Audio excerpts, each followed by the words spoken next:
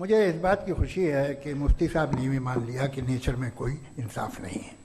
बाकी है कि आपने मेरी एक बात का जवाब नहीं दिया, जिससे मुझे शिकायत है कि फेथ क्या है और आप फेथ मांगते क्यों हैं मुझसे?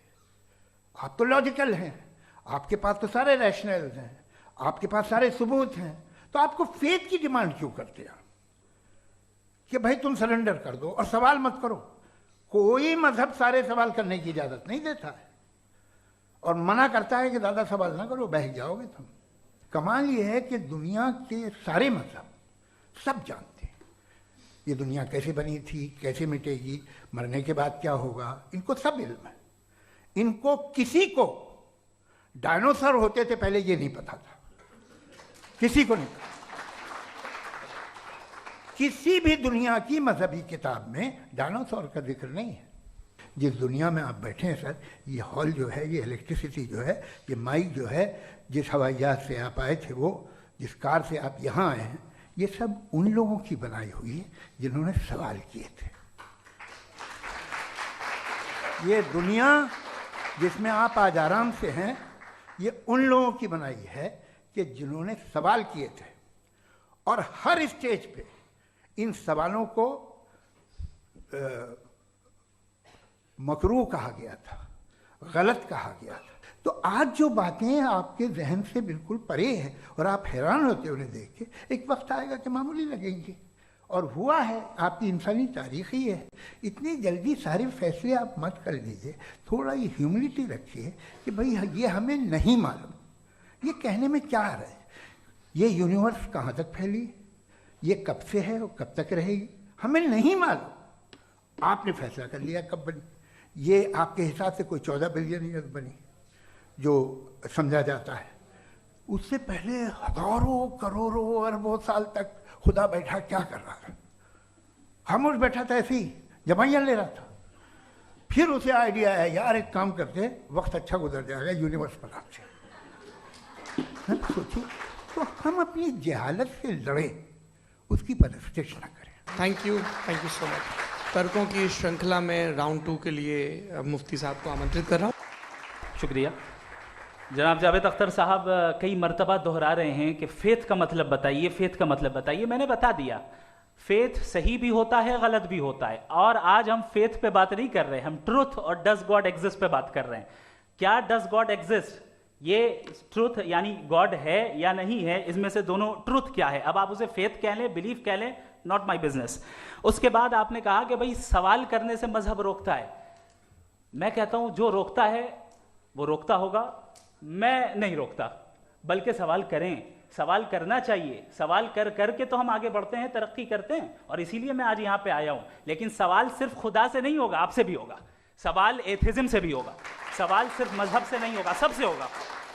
और आज मैं सवाल करूंगा और उम्मीद है कि आप जवाब देंगे। अभी तक आपने वैसे कॉन्टिंजेंसी आर्गुमेंट का कोई जवाब नहीं दिया। चलें, आपने कहा यूनिवर्स के बारे में इटर्नल क्यों नहीं बोल देते।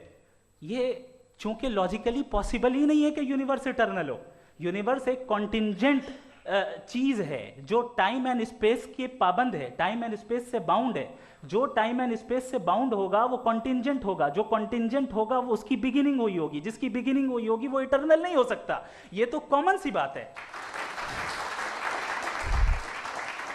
आपने कहा कि किसी मजहबी किताब में डायनासोर का जिक्र नहीं है। अफसोस कि आज तक किसी मैथमेटिक्स के किताब में मुझे डायनासोर का जिक्र नहीं मिला।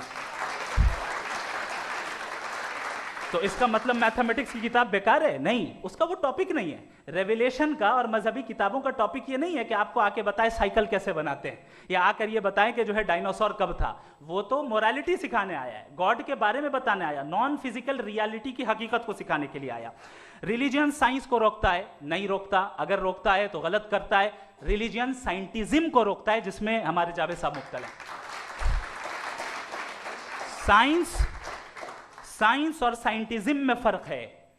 साइंटिज्म यह है कि आप समझें कि साइंस और साइंटिफिक मेथोडोलॉजी ये नॉलेज को हासिल करने का वाहिद सोर्स ऑफ नॉलेज है। यह है साइंटिज्म, हम इसे रिजेक्ट करते हैं। उसके बाद उन्होंने कहा कि भाई हमें नहीं मालूम। अगर नहीं मालूम तो क्लियरली कह देना कि नहीं मालूम है, इसमें क्या हर्ज है। तो वही तो मैं कह रहा हूं ना कि आप कह दें कि नहीं मालूम, लेकिन क्लेम क्यों कर रहे हैं कि गॉड एग्जिस्ट नहीं कर रहा है।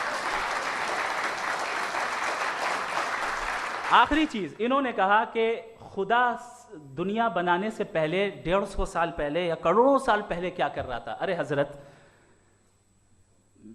चलें, बहरहाल मैं जवाब दे देता हूं, आप हमारे रिस्पेक्टेड पर्सनालिटी हैं, अगर आप नहीं होते तो मैं ऐसे एंटरटेन ही नहीं करता। टाइम, ये 100 साल पहले या 100 साल बाद, पहले बाद में अभी, ये वो अल्फाज हैं जिनका ताल्लुक टाइम से है। टाइम शुरू ही हुआ है यूनिवर्स की बिगिनिंग के बाद, तो उसके पहले खुदा क्या कर रहा था? सवाल इलॉजिकल है, ये फेलेसी है।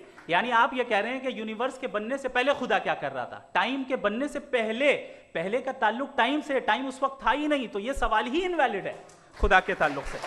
इसकी एक मिसाल आप ले लें। एक कार है, एक साहब ने देखा कि भाई कार जो है उसके व्हील्स कितने अच्छे लगे हुए हैं सही जगह पे, स्टीयरिंग जो है कितने अच्छे जगह पे लगी हुई है, और सीट्स कितने वेल डिजाइंड है, कितनी प्रिसाइजली ये कार काम कर रही है, तो जरूर कोई ना कोई इसे क्रिएट किया है, किसी ने क्रिएट किया है। अब जावेद साहब आए और कह रहे जनाब बोनेट खोलिए, इसमें इंजन है, इंजन इस कार को चला रहा है, hence prove no one has created the car. This is illogical. Science हमेशा फिजिकल वर्ल्ड की चीजों को ही फिल करती जाएगी और फिजिकल चीजों से ही करती जाएगी, चूंकि एम्पेरिकल एविडेंस का ताल्लुक फिजिकल वर्ल्ड से है। आप साइंस के जरिए मेटाफिजिकल रियलिटी को कभी साबित नहीं कर सकते, ये रॉन्ग टूल का इस्तेमाल करना है। ये वही काम है कि आप मेटल डिटेक्टर से प्लास्टिक डिटेक्टर करने चलें, जो कि जाहिर है सही नहीं है। Thank you.